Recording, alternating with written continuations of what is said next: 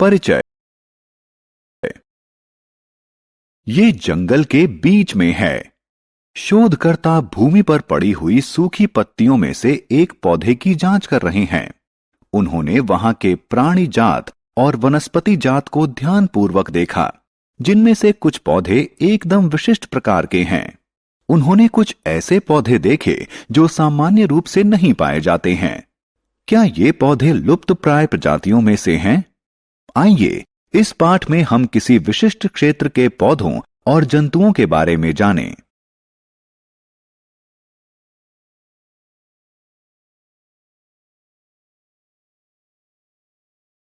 उद्देश्य।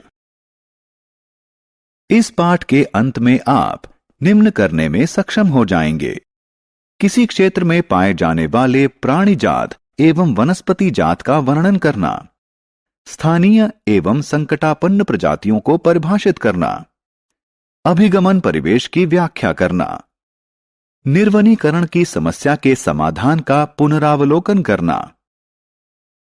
प्राणी जात एवं वनस्पति जात क्या है?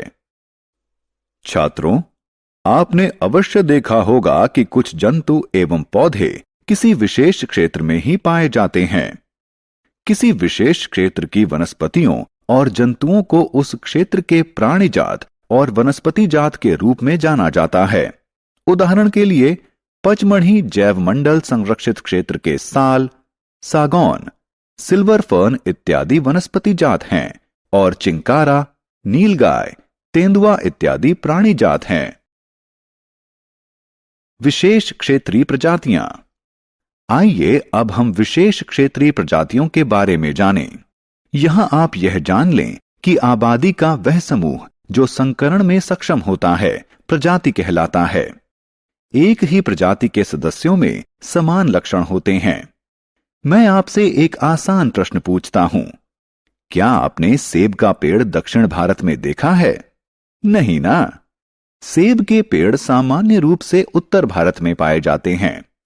इस तरह केवल किसी विशेष क्षेत्र में पाए जाने वाले पौधे एवं जंतु विशेष क्षेत्रीय प्रजातियां कहलाते हैं। वे कहीं और नहीं पाए जाते हैं। विशेष प्रकार के जंतु या पौधे किसी विशेष क्षेत्र, राज्य या देश के लिए विशेष क्षेत्रीय हो सकते हैं। विशेष क्षेत्रीय प्रजातियों के उदाहरण। ये दो पचमढ़ी जैवमंडल संरक्षित क्षेत्र के वनस्पति जात हैं। ये इस क्षेत्र के विशेष क्षेत्रीय प्राणी जात हैं। वे कौन से कारक हैं जो उन्हें विशेष क्षेत्रीय प्रजाति बनाते हैं? प्रमुख कारण मनुष्य हैं।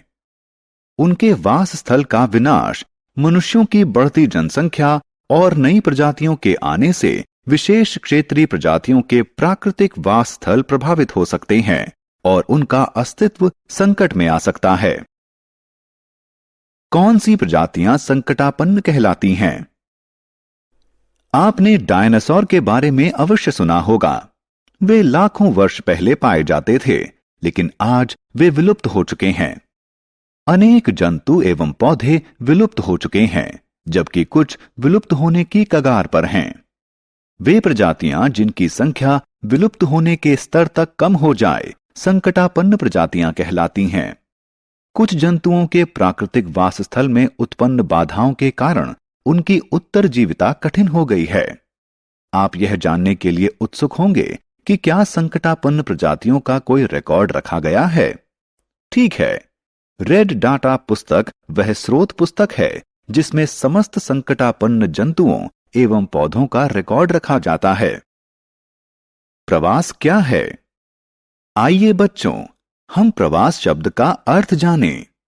प्रत्येक वर्ष कुछ प्रजातियों का किसी विशेष उद्देश्य, जैसे प्रजनन या जलवायु की स्थितियों से बचने के लिए अपने वास स्थल से कुछ निश्चित समयावधि के लिए किसी अन्य स्थान पर जाना उनका प्रवास कहलाता है।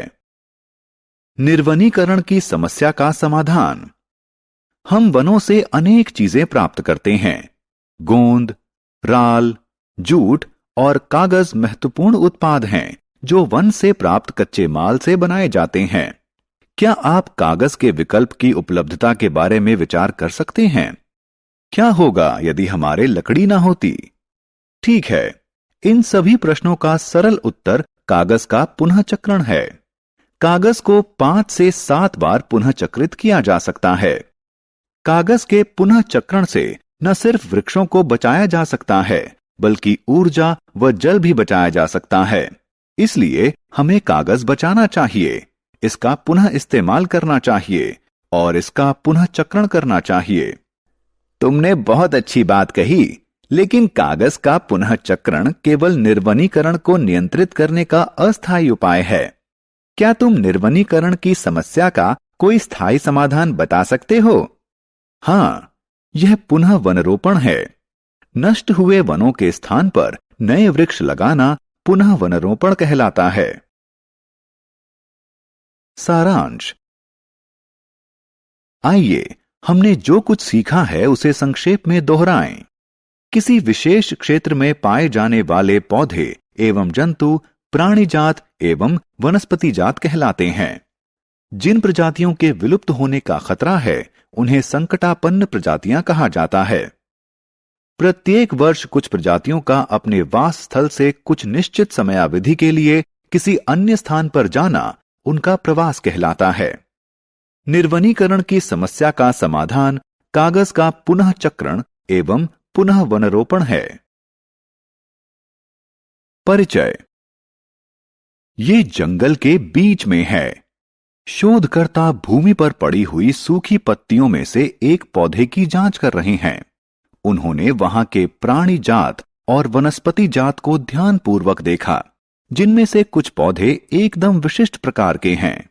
उन्होंने कुछ ऐसे पौधे देखे जो सामान्य रूप से नहीं पाए जाते हैं। क्या ये पौधे लुप्तप्राय प्रजातियों में से हैं? आइए